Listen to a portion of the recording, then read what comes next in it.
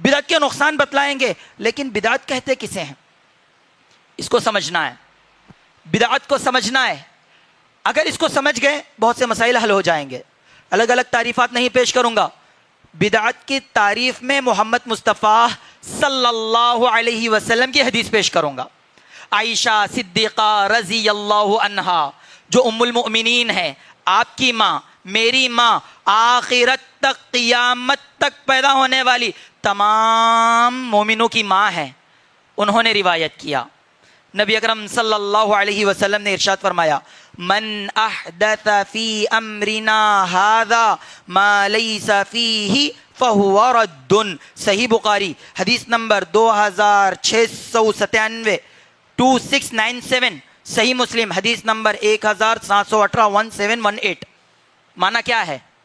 جس کسی نے ہمارے اس امر یعنی اسلام میں کوئی نئی چیز پیدا کیا جو اس میں نہیں ہے، فہو رد، وہ رد کر دی جائے گی. جب کہا جاتا ہے کہ نبی اکرم صلی اللہ علیہ وسلم نے بطور دین اپنی زندگی میں حکم نہیں دیا، عمل نہیں کیا، وہ چیز بدعت ہے. بچو جواب کیا دیتے معلوم ہے؟ نبی کے دور میں بریانی نہیں تھی نا، نبی کے دور میں مندی نہیں تھی نا، نبی کے دور میں کوفتے تھے کیا؟ نبی کے دور میں یہ جو جلیبی وغیرہ جو بھی مٹھائیاں ہیں، یہ جو بھی غذائیں تھی کیا؟ نہیں تھی. تو پھر کیوں کہہ رہے تم بدعت ہے نا؟ نبی کے دور میں پلین تھا؟ نہیں تھا. کیوں جا رہے پلین میں حج کرنے کے لیے؟ بدعت ہوا نا. نبی اکرم صلی اللہ علیہ وسلم کے دور میں یہ جو آج کل کے وہیکلس ہیں وہ تھے کیا؟ نہیں تھے. پھر کیوں استعمال کر رہے بھائی آپ؟ نبی کے دور میں موبائل فون تھا کیا؟ نہیں تھا. کیوں استعمال کر رہے؟ بدعت نا.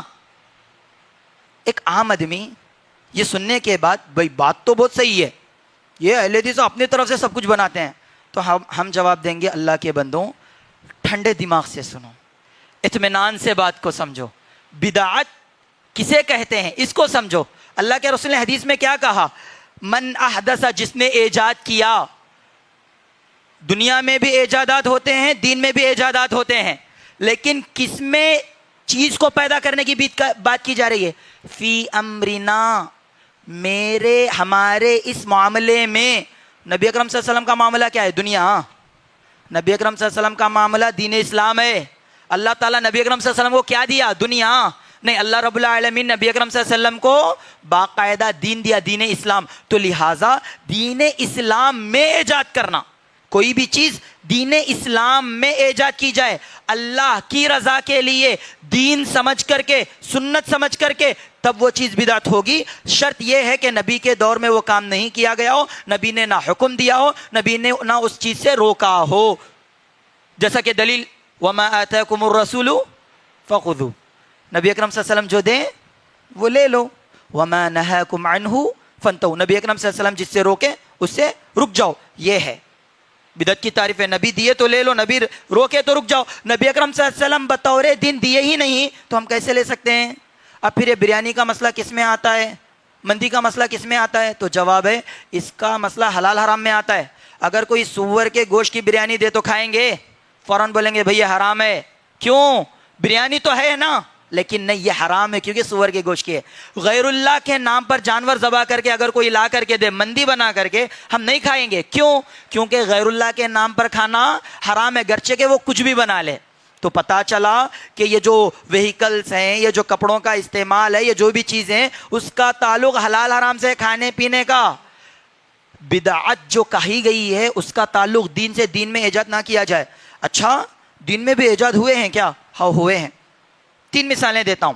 محرم چلا، محرم میں تازیے اٹھائے گئے پنچ تن پاک کے نام سے. نبی کے دور میں کیا گیا کیا؟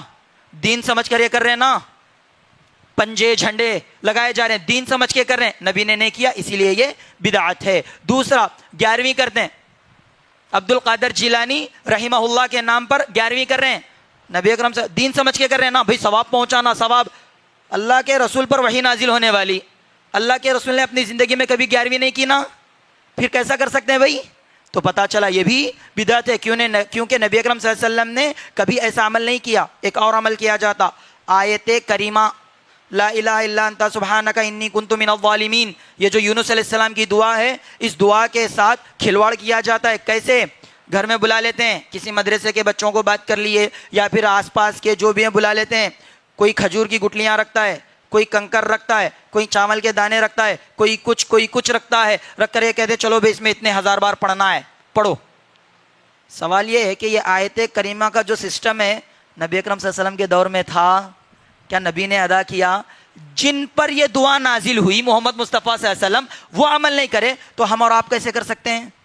تو پتہ چلا کہ یہ بدعت ہے۔ ایسی بہت سی چیزیں ہیں، کیا کیا بدعتیں ہیں یہ الگ ٹاپک ہے، 3 مثالیں رکھا۔ ان بدعات کا نقصان کیا ہے میں نے آپ کے سامنے فارمولا رکھ دیا، مثالیں دے دیا، جو بھی چیز ہے اب آپ تلاش کرنا ہے، علماء سے ملنا ہے، یہ کیا کام بدعت میں سے آتا ہے، اگر آتا ہے آج ہی چھوڑ دوں گا، اگر نہیں آتا میں عمل کروں گا، یہ ہمارے اندر بات پیدا ہونی چاہیے۔